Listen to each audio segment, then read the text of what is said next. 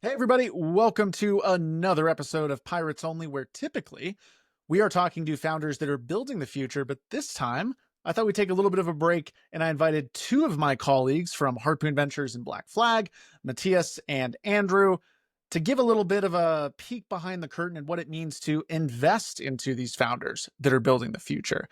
We also realized that it's been a few months since April when we launched Black Flag, and since then, we've had lots of learnings. We've spoken to hundreds of founders. We announced that we just passed over 600 total applications that we've reviewed. We've spoken to many of those founders, and we've gotten a lot of feedback.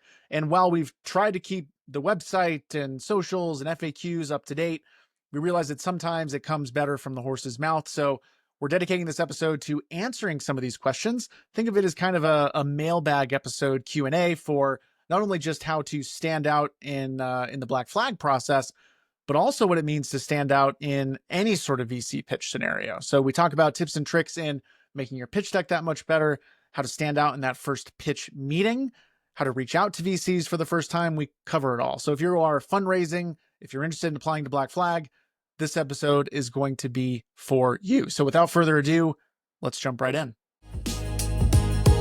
Hoist the black flag high, let the cables hum. Code and cannon ready, futures beating like a drum. Charts are drawn in circuits, treasure maps and AI. We're sailing for the edge where bold ideas never die. All right, everybody. Today, this episode's a little bit special. Usually, we're obviously talking to founders and jumping into some of the questions and things that they have going on with them. This is an opportunity, I think, to turn the table a little bit, answer some questions from the VC side of things, and then also dive into some of the specific questions that we have for Black Flag. Today, I have two very special guests, both involved with Black Flag and Harpoon. So maybe we kick off with some introductions. Andrew, how about you lead us off? Sure. Thanks for the warm intro, Matt. My name is Andrew. So I grew up in Castle Rock, Colorado, but I went to undergrad over at USC as a systems engineer, commissioned directly into the Navy, and I've been defusing bombs for the last 8 years in the Navy. Went all over Europe, Africa, the Middle East. I did a tour out in San Diego where we deployed to primarily Okinawa and Taiwan. Worked a lot with the undersea drone portfolio and just got frustrated with how behind the military is with a lot of technology. The adage we always use is there's better autonomy in John Deere tractors than a military tactical vehicle, and the analogy keeps going on and on. So decided to put my name in the hat to go up to Stanford to be at the mecca of technological innovation. Joined the team at Harpoon before I went up there, decided to stay part-time, and now I'm full-time as the program director over at Black Flag. Love it. We'll certainly dive into more Black Flag specific stuff and excited to dive into your background a little bit more. But Matias, give us a little background on you. For sure. I definitely don't have as cool of a background as Andrew, but a little bit about myself. I was born in Lima, Peru. I came to the States when I was very young, 2 years old. And stayed in California for the majority of my life, but ended up moving out to New York, where I went to Cornell University. And so coming out of college, I think I was very focused on staying in kind of the finance realm, the finance world, and was fortunate enough to land a job at Goldman, where I was focused primarily on the debt capital markets. So helping companies thinking about how to structure and underwrite their debt for the public markets. It turns out that pegging interest rates to bonds wasn't necessarily the passion of my life. And so I found my way over to Bank of America, where I was fortunate to join a pretty young team at the time called Emerging Growth. And their whole function as a bank, I think there was a pretty urgent strategic priority to shift away from kind of our legacy model of only serving these large Fortune 500 companies and really thinking about what does it mean to introduce investment banking products to these high growth pre-IPO companies. And so that's exactly what we set out to do. A lot of what we ended up doing was kind of these high growth or these late stage funding rounds for venture backed companies and ultimately helping them transition to the public markets. And so I was pretty excited to work on some cool deals there. I think one of the main ones was probably Solugen's Series C, where we were the sole book runner on that transaction, helped them get the full $350 million for that round. And ultimately part of that conversation was kind of getting to know a little of Harpoon as a fund who had backed Solugen at a much earlier stage. And so it's kind of a very circular route, but I'm happy to make my way at Harpoon where I sit now as an investor. Yeah, we're happy you crossed over from the dark side from debt to equity. Is way better. Yes. I think what's so great about this conversation is both of you have unique backgrounds that are both going to, I think, play into what we're doing both at Harpoon and Black Flag. So these questions are going to be great.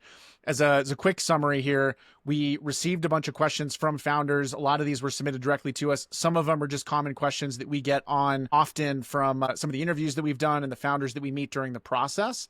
And we felt like this was a good episode for us to dive into some of those. And a lot of these questions are specific to Black Flag. Some of these questions are specific to fundraising in general. So if you are a fundraising deep tech founder, towards the tail end of this episode, we're going to dive into some specific questions related to just the fundraising process and what that looks like, both for Black Flag, Harpoon, but industry wide. So I'm happy to dive into those. You gentlemen ready? Ready to dive in? Let's do it, baby. Okay, I'm going to go kind of in random-ish order for some of these, but let's take a look here. So the first question, how many submissions has Black Flag had and any notable sectors or industries represented? I'll take this one. We did post earlier today. We just passed over 600 total submissions since we launched in April, which is mind-blowing to me. It's crazy that we still have so many founders that are submitting. And I mentioned that the inspiring part is just how broad. So across so many different sectors, there's a lot of defense, a lot of AI, but we get a lot of bio, critical technologies, minerals, mining, a lot of energy. I think that the most exciting part, maybe surprising part for me, I'm curious for you guys' thoughts, is the variety of sectors. I think at first, a lot of folks were looking at Harpoon and Black Flag as being defense focused. We're not necessarily. And I think a lot of what we're trying to do is that we're trying to play into the critical technologies. And that was heard, and we've had a lot of companies across different sectors. I'll post in some of the show notes, and we'll have a graphic that maybe displays this right here. But do you guys have any opinions on what you've seen from the sectors being represented? Yeah, definitely. I think there's been a huge surge, especially in the critical minerals. Like if you look at it, it's the picks and shovels of the modern gold rush. And I think that includes critical minerals, rare earths, energy infrastructure, AI infrastructure. So we're seeing this massive tidal wave of AI, but now we're seeing the companies that are actually going to build the infrastructure needed to complete that tidal wave. And it's been inspiring for me just to see how many defense companies are out there, especially the ones where you have co-founders that have never been in the military, but they still have that passion to serve, in a national security focus in their own way. For me, that's incredibly inspiring. Yeah, and totally agree with everything Andrew said there. I think, of course, there are always going to be kind of the markets that are in vogue at the moment. And certainly we see that as a reflection sometimes in the applications we see. And so a lot of great, talented founders building in AI and defense. But I think the reality is that there's a pretty broad understanding that we need to build across critical technologies. We're falling behind China on almost every front in terms of the quality of research, decided research, and even some product development across sectors that expand beyond just AI and defense. And so we've seen kind of a litany of companies in manufacturing and energy and critical minerals. And it's exciting to see kind of a holistic approach just to understanding and attacking the issue of how do we as the United States kind of best strategically reposition ourselves for the next era to come. I love that. And maybe before we go even further, I'm going to give a very high level overview of what each of your roles are in layman terms for folks. Matias, you are essentially the front line for when these applications are coming in. So any application that comes through Black Flag, we all look at them, but Matias, you and our colleague Riley are definitely the front lines and going through and giving that deeper look and reaching out to some of the founders and talking about it. So as we go through this, people can take that lens there. Andrew, on your side, you are the program director of Black Flag. A lot of the benefits that come from being accepted into the program, all the work that we're doing in order to help these companies, a lot of that's going to come from you. So I wanted to put that lens for folks as you're listening to some of these responses. One of the questions that we had in here too that maybe feels like the right time to do is, what does a program director do? So maybe Andrew, on your side, thinking about what does it mean for you to kind of be the program director of Black Flag, and what is at a high level what we're trying to do with that program itself? Yeah, definitely. So I spent a lot of time thinking about this, and by nature, being a military vet, I try to pull from an analogy from my prior time in service, and I look at my role much like what's called a supporting commander. So if you look at military operations in general, there's people on the ground, there's this massive TOC, which is a tactical operations center, but the support team commander is the one that's actually supporting the troops in the ground, or the supported commanders. For us, those founders are the supported commanders. They're in the trenches. They're doing God's work out there, and it's my job to basically be able to facilitate them, and that's through coordination of resources, aligning them with mentors, getting them exactly the help that they need at the stage that they're at, and my job is to serve them in that way. So I look at myself a lot like a supporting commander. What that means functionally is that on a day-to-day basis, I'm engaging with the founders, figuring out, hey, what opportunities and resources do you need? I structure the curriculum for the program itself, lining them up with all the different virtual panels, all the one-on-ones, and that could be with legal, that could be with compliance experts, that could be with product developers. It really just depends on where the company is at their stage. I love that. Could you share maybe a little bit? How many companies have we brought in? Have we started a program yet? That was one of the questions that folks were interested in. Yeah, I'm excited to share. We're kicking off the first cohort next week with cohort 001, our summer batch. So that specifically is going to be 4 companies that we're excited to take through in this inaugural cohort. And we've got this amazing curriculum lined up for these guys. And I'll give you guys a sneak peek. Won't share the entire curriculum because that's our secret sauce here, at Black Flag. And really that first week is raise the flag. And that means getting everybody oriented, unlocking that digital treasure chest, which is an amazing, comprehensive repository of all these different documents, templates, things that we've seen be successful both at Harpoon and Black Flag. The second week is about boarding the ship. So how do you sell to government? How do you unlock the pathway from not just SIBR, but all the way to program of record? The third week is build the arsenal. So how do we look at product compliance, ITAR, cage codes, regulatory ATO things, especially for the cybersecurity, the software side? How do we make sure that as we're building these MVBs and these products, we're doing it in a way that's compliant with government to hopefully reduce a lot of those hurdles down the line? The fourth week's all about manning the crew. So now you have your team, your co-founders, you're hired your first key engineers. How do you grow and scale that organization? How do you think about the culture of the organization as you're going through that growth? The fifth week's all about securing the treasure, right? That's why we're here. So how do you fundraise? How do you go from not just at the Black Flag accelerator level, but then fundraising beyond? And then the sixth is all about sailing beyond the horizon. We're going to be doing a pirate dinner where we're actually taking over a pirate ship. I'm going to go all out. I'm going to be in full pirate theme, basically trying to just live my inner pirate. But really the purpose of this is to bring this community together, figure out how that we can not just make this a one-time 6-week curriculum, but something that will last a lifetime as a community. I love that. I think I'm so excited for the companies to go through this. I think the before and afters in a way are going to be amazing. So I'm excited to get the companies through it. The one thing I want to add some clarity on is around that, because we've gotten a lot of questions and confusion, rightfully so, I think, is what is Black Flag? Is it an accelerator? Is there a program? What's with like the monthly countdown and like how does that work? I think the way that I've kind of answered it is that at a high level, what we've done is we've created this kind of monthly cadence where we want folks to apply, and then we dedicate, which we're doing right now, the first week of the month to essentially review all the applications. We try to review them all as they come in, and we do a decent job of that. But the reason we have the countdown is that every month we look through all of them, we start making decisions and digging deeper into those companies. So that monthly countdown is for the review process. We are starting, as Andrew mentioned, over the next couple of weeks and kicking off what we're kind of considering as like our backbone program. Maybe at a high level, we could say it's optional. You don't have to go through it. And then as we have companies that join Black Flag, they can essentially opt into these programs that we'll probably have throughout the year. Is that fair to say, Andrew? Or what's kind of the high level you think on cadence for some of these programs as we go? Because we're figuring it out at the same time too. It is. And you know what? To the point you made, it's optional. So if it doesn't work for the founders, like we just selected a company that is not particularly at the right place and time. They're still with their former employer. They're about to incorporate and start their company. So it's not really the right time for them to join this Black Flag curriculum. And quite frankly, they won't get a lot out of it. So they decided to defer to the next cohort. Now, if there's founders that just decide, hey, we don't need a structured curriculum, we're off to the races, we just need a little bit of help with government go-to-market. Again, I'm the supporting commander. They're the troops on the ground. They tell me what they need. Absolutely, we're going to help and support them. So it's optional. We encourage it because I think founders will get the most out of it, but it's by no means necessary for this program. Let's go into a little bit of some of the selection criteria, because we get a lot of questions around that too. Maybe Matias, could you lead us off a little bit at a high level? Folks ask, how early can we be? Do we need traction? Are we too late? Could you talk a little bit maybe about what we're looking for specifically or broadly as it relates to traction or stage or maybe even sector, and try to tie an answer around all those?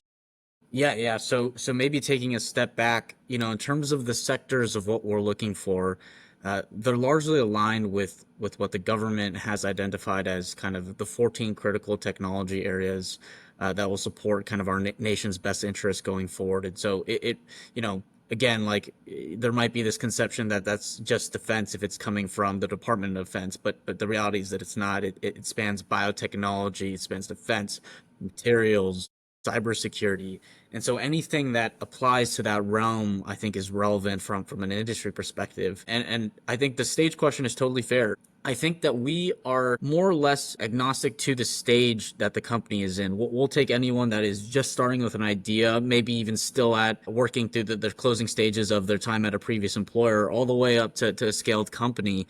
But I think the important thing there is that we're identifying companies who have a real need to put their technology into the hands of government users. I think we always start from that lens and then work backwards. And so from a revenue generation perspective, from a product development perspective, it really does vary. You could be a founder that has just picked up his idea. You maybe have a white paper on the company, and that's perfect. You might also be a company that has a full prototype or a full pilot scale demo of your system in place, and you're ready to get that thing into commercial use, and particularly want to apply it to some extent to the government end user. And that is perfect as well. I think the reality is it is a little bit dependent too on kind of the needs of the business. While we're not necessarily closed off to looking at XYZ company, the funding and needs of the business and what Black Flag is meant to provide, it's just a different value proposition. And so if you're a Series D battery company, for example, it might not make sense for you to receive $1 million in capital from an accelerator type program. I think that's just the reality of the situation. But that's not all that Black Flag offers. I think that there's support on the funding side and future fundraising as well, and connectivity to other investors and end users, but also that government piece where we're helping you navigate how to exactly get your technology into the hands of the DoD and other agencies and departments. And so it's a little bit of a question of what is right for your business at this stage in time. Is this a value proposition that you want from a program? And is that trade-off of time and being invested in this program worth it ultimately to you as a founder and as a builder? I love that. It's not a one size fits all. We understand that every company is not a one size fits all, and we want to make sure that we can provide and support for each of those different companies too. In that same vein, though, could you add a little more detail around the check size piece? So the terms, we get a lot of questions, obviously, on how big is the check size? Are you trying to get a certain amount of equity? What do the terms look like? What are the requirements like? Could you dive into that a little bit as well? Yeah. So in terms of check size, I could give a little bit more of a direct answer there. That is $250K to 1 million. That comes from Harpoon as an entity to companies accepted through the program. Now, in terms of ownership, I think this is where it's a little bit more flexible, and I don't want to say a catch-all of, it kind of depends on the business, but I think the reality is that it depends on the business. If you're a very, very early stage founder and this is your first institutional capital in, I don't know any VC that wouldn't want to get as much ownership exposure as possible to help shape your future. But say, you're in the middle of an existing fundraising round, you want to see Black Flag as a strategic partner that can be additive to that round, and maybe you already have terms set, then, of course, we'll be understanding of that situation. And if we really think that you're a standout company that fits this program, then we're happy to kind of accommodate around the terms and this round size that you're putting together. And so, it is a little bit kind of flexible, but at least on the check size, that's kind of what I can say. I love it. And staying with you for one more, Matias, you mentioned Harpoon in there. Another question that we get is, what is the difference between Harpoon and Black Flag? Could you add just a little bit more color on what exactly the differences are and the benefits that you get from both? Yeah, so I think Black Flag, the way I've kind of said it before is Harpoon really was born trying to tackle this issue from a traditional venture capital perspective. How do we get into the seed Series A type rounds and provide this service of really understanding and navigating the government end user? Now, I think we've learned a ton as a venture capital firm from that process over 3 funds. And we really wanted to provide a more packaged solution for companies to get this strategic advice, but also to benefit them in other ways that we think are additive to the company building journey. And so things like marketing, whether that's kind of website creation, deck formation, deck strategy, publicity, whether that's the government go-to-market function, whether that's kind of fundraising and one, providing our own capital, but also connectivity to other great partners that we know in the deep tech and defense tech ecosystem. Those are all things that we found pretty imperative. And so we've kind of bundled that as a solution for the companies going through Black Flag.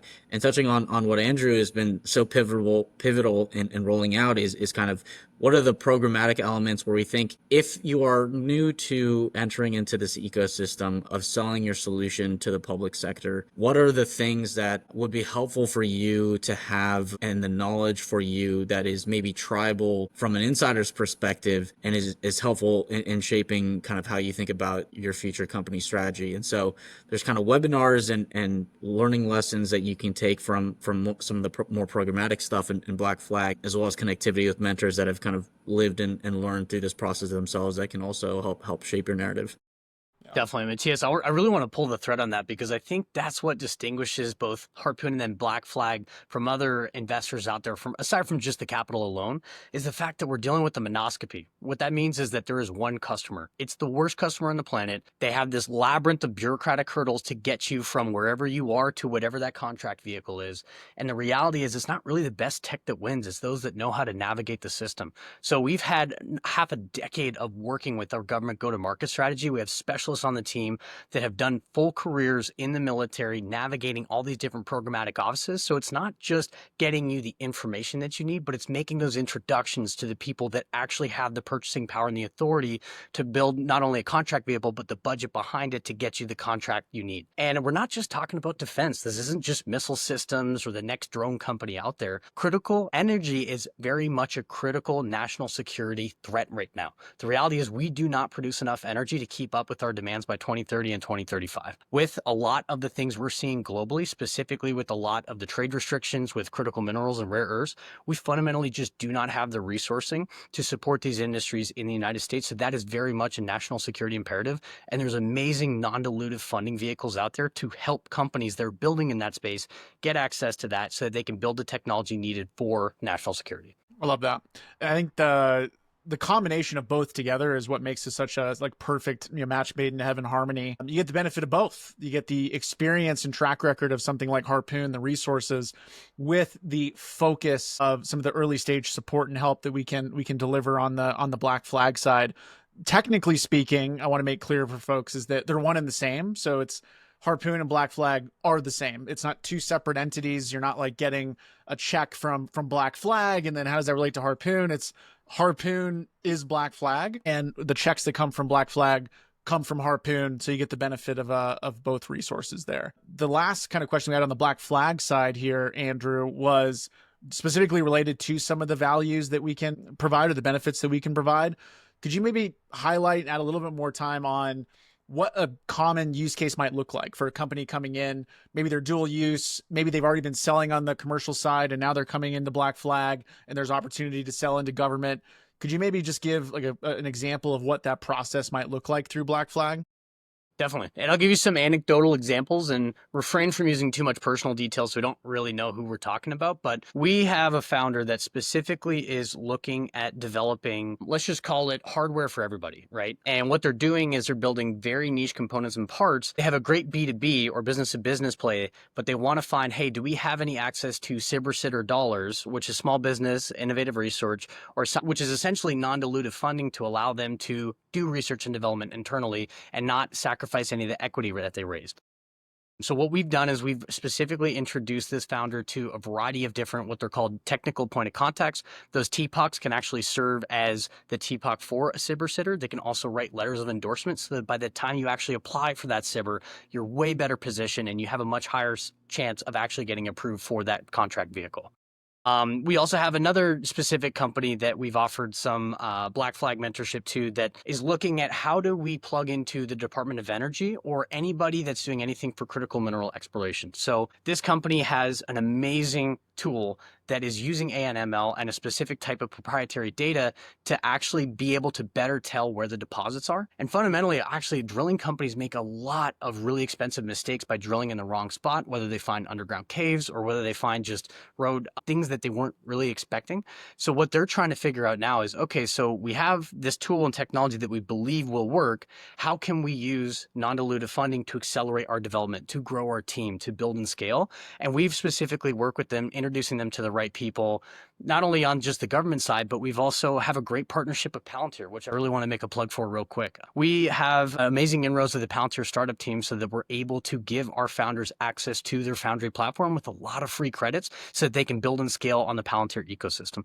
We also have a similar partnership with Second Front. So anybody that's building in the cybersecurity space, we have a company now that's building the next generation of software-defined radios. They can have a partnership with Second Front to expedite that ATO, or authority to operate approval, and the CMMC compliance, which always trips up people that are building in the space. So those are a few anecdotal examples of exactly how, but again, it all depends on where the founders are, at what stage they're at, and what help they need. Matt, you've been instrumental in helping with the branding and marketing. I mean, not only just these amazing graphics you see behind us in the Black Flag page, but you've been instrumental in helping founders specifically develop all these amazing marketing and branding materials. Matias, like, you've been instrumental on the fundraising side. I know you're working with a Black Flag founder right now on, hey, how can we raise this current round? You're introducing them to investors. You're helping build out that pitch deck. So this is that collective effort and that community effort that Black Flag can provide. And it really just depends on what the founders need. Love it. I agree. It's a full front. It's a full on blitz of support. I mean, like I said, I'm excited for the companies to go through even for 6 weeks. And I guess maybe it's also important to mention that similar to the Y Combinator of the world or Techstars, we look at it as a community that'll last a lifetime. So even though you're going into the program or you're accepted, we're building a community that's going to last here. And a lot of the founders, you get accepted, 6 months from now, a year from now, 6 years from now. I think we're hoping to build something big and lasting here with all of this as well. Definitely. And I think our advantage with that is the fact that this is a small team. Similar to my experience in special operations teams, you have these incredibly small, agile, highly talented group of people. And when you do that, you can create this highly curated, highly personalized support program individual to their needs. And I think that's what makes us different from a lot of other accelerator programs out there. It's just our sheer size. So we can offer a lot more support to those founders. And that's part of the reason we're also not blowing this up to 100 acceptance rates, and we're not trying to do it. We are trying to keep it selective because I think that we want to make sure that we're not spreading our time too thin. Exactly right. Let's go into some of before we go into some of the VC pitching questions, I'm excited about those. We have two here that are kind of specific to Black Flag. One was, when's the next Black Flag 100? I actually know who submitted that one. We're trying to think of a couple different ways. I think one, we'll do another Black Flag 100 same time next year. So like early next year, spring next year, same approach where we email or we reach out to previous Black Flag 100 companies, a bunch of founders. We did have over 500 founders submit this past time. I think we'll get hopefully more this next time. The Black Flag 100 was meant to be a list of companies that you probably hadn't heard of. They were, small, they were just getting started. And that was the goal of what we were trying to do. We have had a lot of folks that are like, we need a Black Flag 100 for the later stage companies. And one of the interesting things we're thinking about doing there is maybe reaching out to Black Flag 100 founders or founders in general and saying, if you weren't building your company, which company would you be joining right now in order to fulfill your mission or execute your goals, whatever it might be? And I think that's when we would start getting some answers for the Andrils of the world, Astronuses of the world, all these companies, Solugen. I think that it'd be interesting to build a list of who are the top companies that founders would go work for if they weren't working on their own companies. So that could be an interesting one that we do next. Kind of ties into the last question here. What else is on the horizon with Black Flag? We want to continue to put together those resources. One that we're working on right now that we're tying the bow on is dedicated resource for fundraising as it relates to investors that we know and love and work with often. We're trying to build a database curated with investors that we find ourselves working with and recommend, and try to put as much information in there to help founders that either we can invest in or in that early fundraising process, give them some resources to hopefully expedite that process there too. But speaking of going in and raising capital, we have a bunch of questions in here as it relates to how to raise capital. A lot of these are from first-time fundraising founders, as I like to call it, kind of the 3 Fs there. Let's start with you, Matias. When you're looking through these applications that are coming through, what is some advice that you could give? What makes a Black Flag application stand out right away as you're going through it? Yeah. And the truth is, I would love to spend the time to review each application, for hours and really get to dive deep on the problem and the person solving the problem. With kind of the abundance that we've had on the application side, it's just tough to do that. And so with the application specifically, having not having that ability to kind of speak to you face to face initially, I think it's important to very concisely address some big hierarching kind of ideas. And for me, the biggest ones are, what is this a hair on fire problem that needs to be solving? Why is it that nobody has been able to kind of unlock that for the industry? And why, as you as a team, whether it's through your built experience, whether it's some type of inside information, gives you the best position to be able to tackle that problem? And I think every question on the application is very important, and it helps to guide our decision making internally. But I think when I'm going through applications, those are the things that, if you can address those in a succinct way, it's a very powerful thing to see how much impact that a technology could have, and seeing where the reality comes in of, is this the right team to do that? So would you say as team, I guess one of those pieces you're looking at as being like critical in that?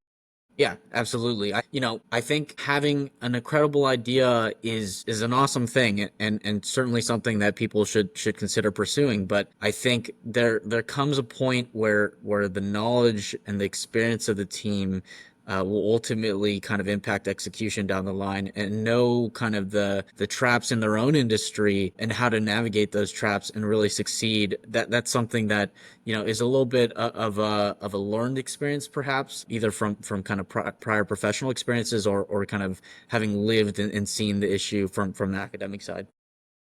It's that hair on fire problem, but I really want to drill down on the team aspect as well, because the reality is we're building companies that fundamentally matter from a deep tech national security advantage. And it's really, really hard, especially the hardware companies. So there has to be the right founder market fit. So we really dig into those team, not just the credentials that are on that slide, but the team dynamics as well. How's the co-founder relationship?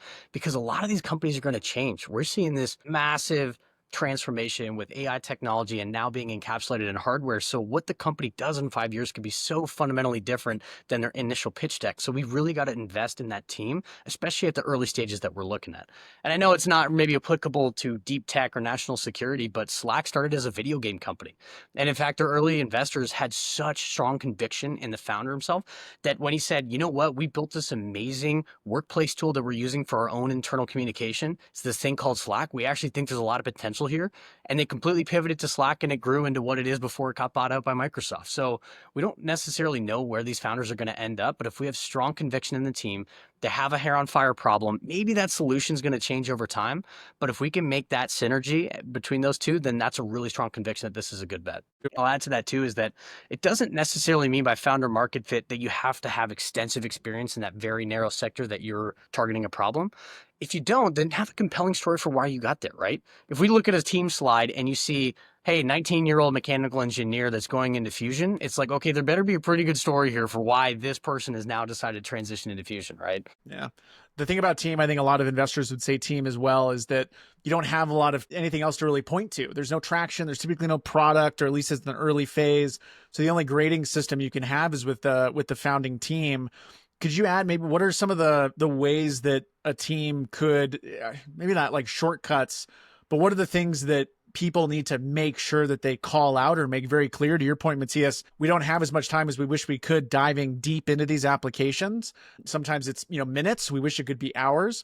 What are some ways, in your opinion, Matias, they could make that team section shine the most, if make sure that it stands out, make sure it's front of that list?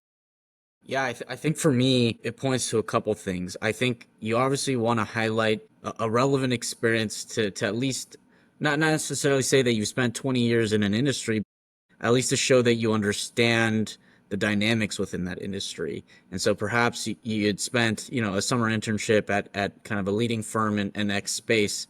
And maybe that is a good grounds for us to understand that at least you understand the kind of the mechanics behind what's happening in the industry.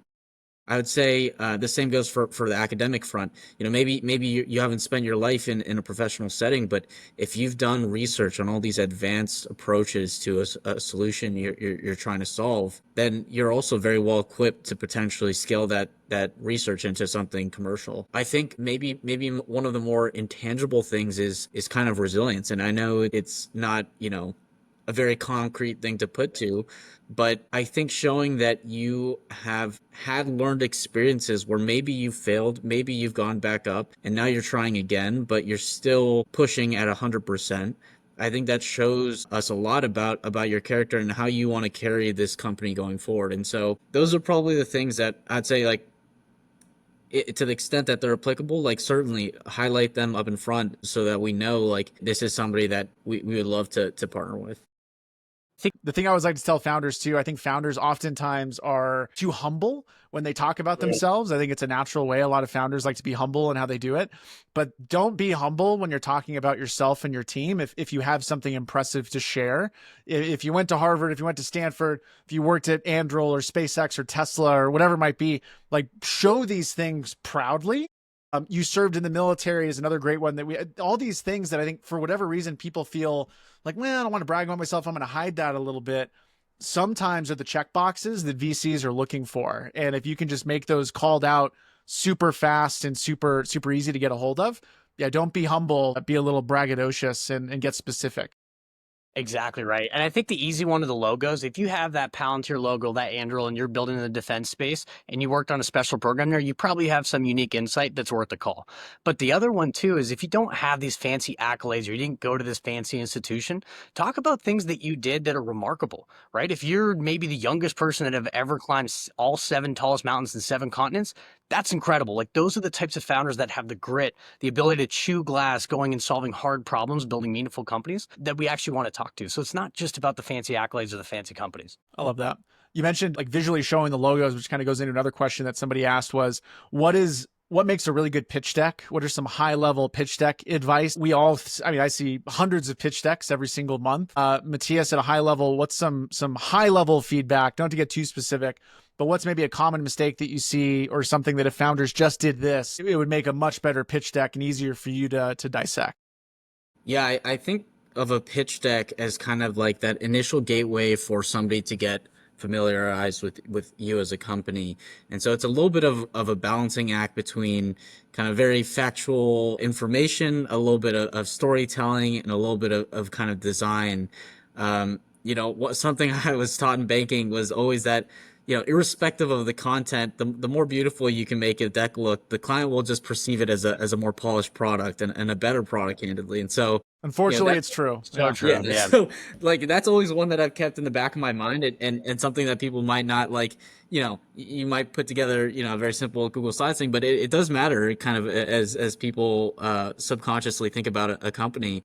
But I think the other pitfall that sometimes people make is, I'm also one of those types of people that loves to share as much information as I can, because for me, I feel like I'm giving the level of context that I need to for somebody to fully kind of grasp what I'm thinking through. But that's a challenge at a pitch deck. Sometimes you don't want to overshare information. Sometimes you really want to hit the hard, punchy facts, the one-liners of what makes this business great. What is it that is so important about this business to be built?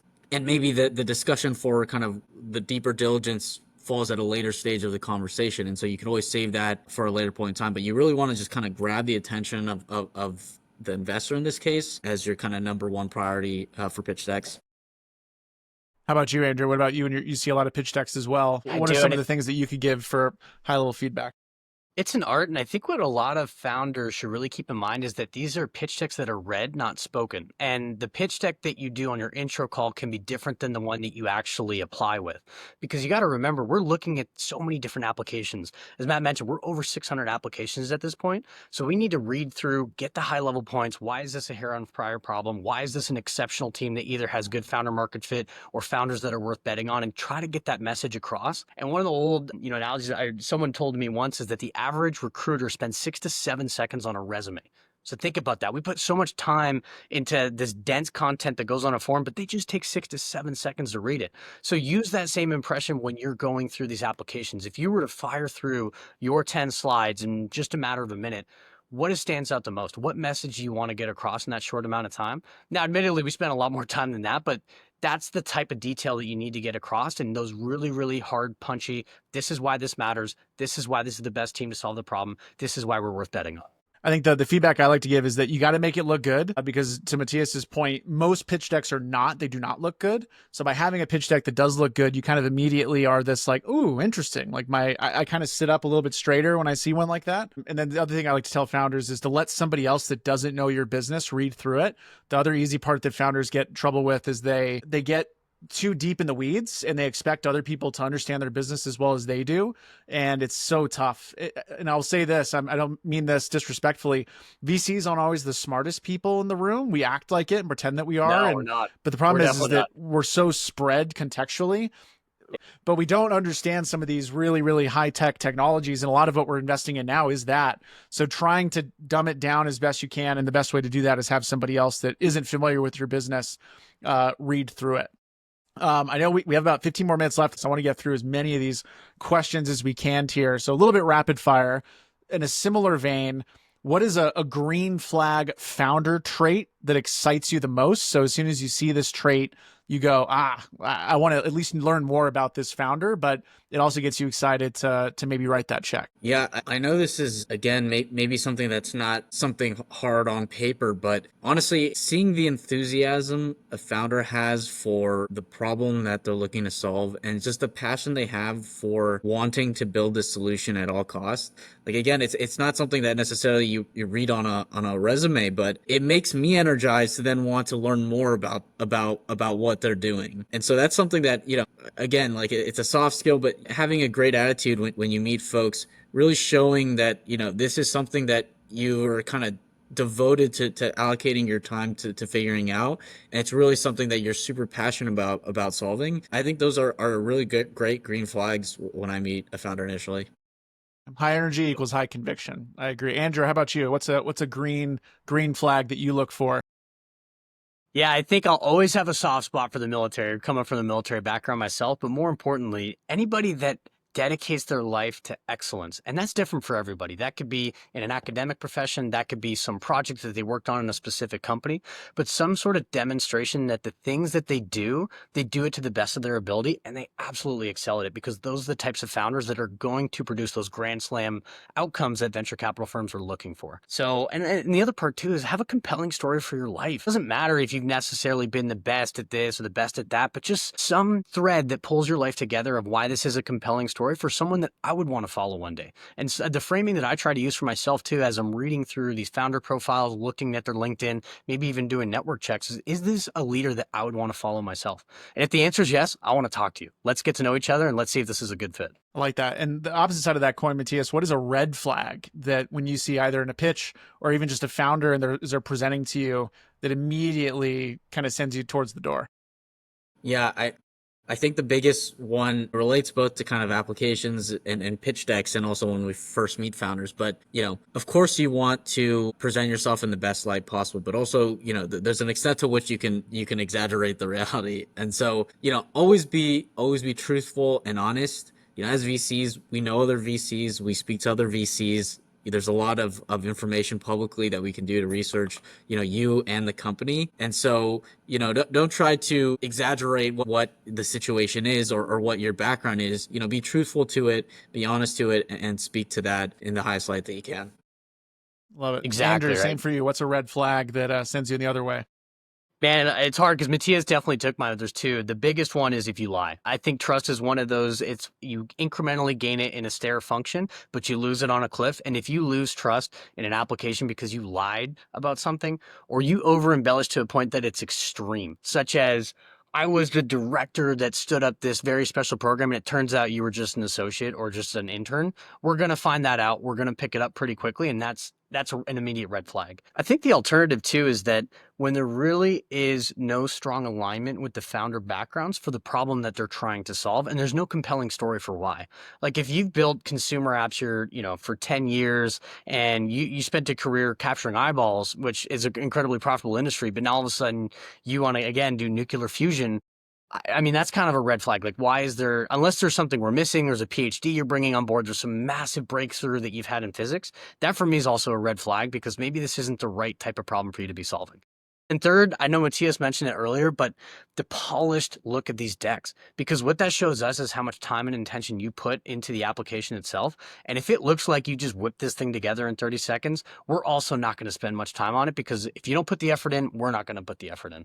Yep. So true. So true. Another question that we had here, it's another fun one. Matias, I'm curious, what is something that you wish more founders, or maybe what is a question that founders should more often ask VCs during the funding process? I think that we forget sometimes that it's a two-way street. VCs are also trying to sell you and give you the information that you need. What's a question that you think founders need to be asking VCs during that fundraising process that either they don't or they do it too late? Yeah, it's a tough thing because sometimes, processes move so quick and there needs to be a lot of action on both sides of the table. I think what I've come to see in kind of VC is, and this is something that I think most founders want to ask or have some way addressed in meetings, but really ask them what is kind of like the hard evidence that you can point to that shows that, you can really be a strong partner for me in this journey. Like, I think oftentimes, as VCs too, like, there is some embellishment that goes on and kind of an overstatement of what the firm can provide in an attempt to kind of get into a round. But I think ultimately that's destructive both to the VC as well as kind of the founder's ability to really live out their journey and their baby essentially. And so I think there should be a very clear identification from the venture side of like, look, this is what we've done in the past, and this is what we can do for you. And to the extent that we can, we'll try as hard as we can to do that. Love it. Andrew, same for you. What's something that you think that founders should ask VCs during that process? During the intro call or just throughout the due diligence process itself? Either both, maybe both, any of the process. Yeah, I would say honestly, a lot of times I think founders are so focused on getting every single word on their script that they wanted to, when in most times we just want a conversation to get to know you. Is this the right type of founder to, chew glass and try to sell to the government to solve some insane energy problem, or is this not? And we're not going to get that from a script. So oftentimes I think it's pausing and understanding how's the reception on the other side of the end. And a good question I think that oftentimes comes up from really exceptional founders is, what questions should I have asked that you wish I asked? Or what concerns do you have about this particular industry or this particular solution that we have to this problem? And we'll tell you, and we'll be flat out honest and say, hey, look, you're pitching another drone company. We see hundreds of drone companies. How are you differentiated from all the other ones out there? Mm. And then a founder could say, well, I'm glad you asked that because we have this, and this, we have IP on this. And then we start to think through, oh, okay, that's a differentiated product. That's something that we should dig into further. And so I think oftentimes it's just pausing and knowing when to ask the right questions when reading the body language. And it's hard. It's a virtual Zoom. You're meeting people. It's a bunch of strangers. You're pitching your life, heart, and passion. But sometimes it does require these founders to take a step back and just, okay, wait, how was that received on the other side? Do you have any questions about that? Is there anything that I can clarify? Is there anything you wish I asked? Love that. Next question here, Matias. Let's see. Besides applying to Black Flag, which I would argue is the best way for founders to get involved early, what is a good way for early stage founders to get in touch with early stage investors like a Harpoon or other early stage funds? Yeah, I mean, candidly, this is one of the great challenges of both the investor and the founder is how do you make those initial inroads when you might not have any to begin with? And it's almost a chicken and egg problem where inherently I think VC is a very network oriented business. And so, sometimes you kind of need a foot in the door to then get the rest of the door open. And so to the extent you can, I think a helpful starting point is look for opportunities in your local community where they're having events or maybe kind of venture capital firms are hosting certain kinds of gatherings for you to meet either other investors, other founders, so that you can expand that network a little bit. In the same vein, ask your friends that are entrepreneurs. I'm sure, if you spent time in an academic setting, you might know other researchers that went on to start a business. They know how to navigate the system a little bit. They might know people that that could be relevant to your business. So reach out to the contacts that you do have to see where they might provide a little bit of an intro. And then lastly, I think it's probably I think it's often overshadowed in venture capital, maybe not looked upon as positively, but I've always been a huge proponent of the cold email and the cold LinkedIn. Like, if you don't know somebody, but you're really eager to get to know them, send them a thoughtful note over email, over LinkedIn. And the reality is, like, they probably will not respond. That is maybe the higher majority than not. But the ones that do, it's a very validating feeling that, you put in the work up front to try to make a connection with somebody, and now they're reciprocating back and understanding that you put in your time as well. I think to build on that, always use a warm intro if you have it. First thing you should do if you're trying to get connected with somebody like Matias, look at his LinkedIn, see what mutual connections you have on LinkedIn, and say, oh, my friend Bob knows him.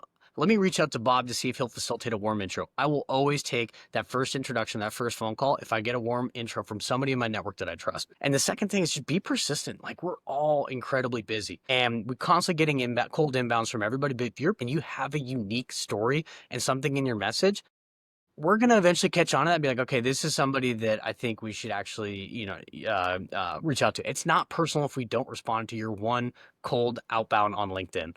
And as best you can, try to get people's phone numbers. LinkedIn messages are just swamped these days, especially with all these people advertising. So text is best, email second, LinkedIn third. Love that. And to echo that point, the one thing that I don't think you should do is don't try to get warm introductions with people that don't know you very well. So don't reach out to somebody that you don't know because they know somebody that you want to get to know. I get hundreds of messages per month from folks that are like, hey, 10 years ago, you were invested in by this investor. Could you make an intro to me? And it's like, well, it's just not going to work that way. They should be meaningful, warm intros if you can. But I agree, cold is fine. I've raised my previous life when I was a startup founder. Both companies raised off of cold emails, and then once you do get one person to say yes, you just build off that momentum, and they'll start making those intros for you as well. So definitely don't be afraid to reach out cold. The last question here, Matias, what is an area, sector, industry that you're most excited about right now, maybe over the next 5 years or so? Yeah, I mean, there is a lot of interesting stuff happening on multiple domains. I think one area that's pretty interesting is kind of the space economy, and especially as we see kind of launch hit a peak in terms of what we can objectively do on a consistent basis. Now we're starting to see a whole litany of services starting to develop, whether it's manufacturing in space, orbital refueling, kind of rendezvous and proximity operations, satellite defense. There's this whole ecosystem that I do think over the next 10 years is going to blow up, especially as hopefully the Space Force gets more funding. I think one area that has always been close to heart, I've always been relatively passionate about climate technologies. Again, climate technology is a pretty big catch-all, but I think the big emphasis over the last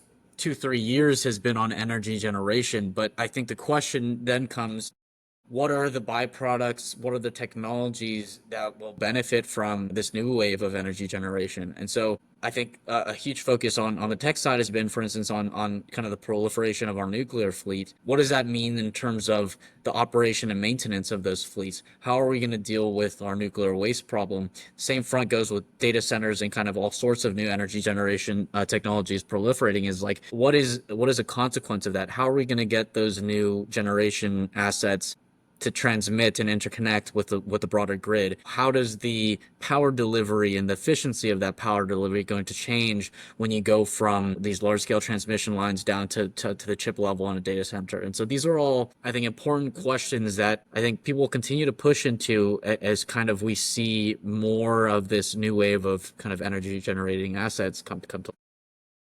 Love it. Andrew, how about you?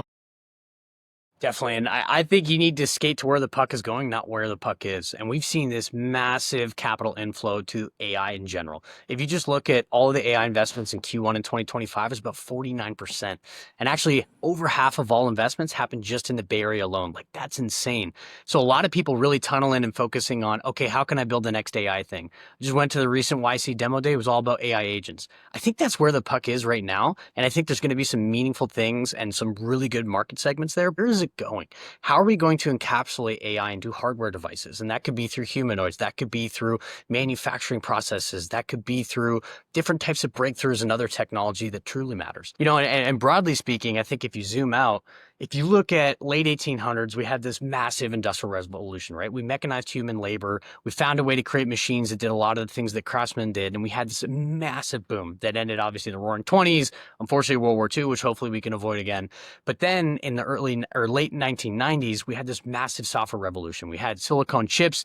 We figured out a way to pass electrons, and then we were able to encode things in zeros and ones to pass information at light speed. That then went into this massive software boom. But where I think we're going is, how do you actually have now a wetware revolution? How do you combine that with the human body? And that could be through wearables, that could be through protein sequencing, or some of these other crazy things. But I think as you look 10, 20, 30 years out, there's going to be a massive revolution in the wetware domain. And it's really, how do we interact and improve the human being as a whole too? I love it. Gentlemen, thank you so much. We should do this again. I think we maybe do this like every quarter. We'll try to do like another Q&A thing. But thank you so much for hopping in here. Please, if you're listening to this, you can reach out to all of us. I'll make sure all of our links are below. Apply to Black Flag, and we'll see you next time. Thanks so much for hosting us, Matt.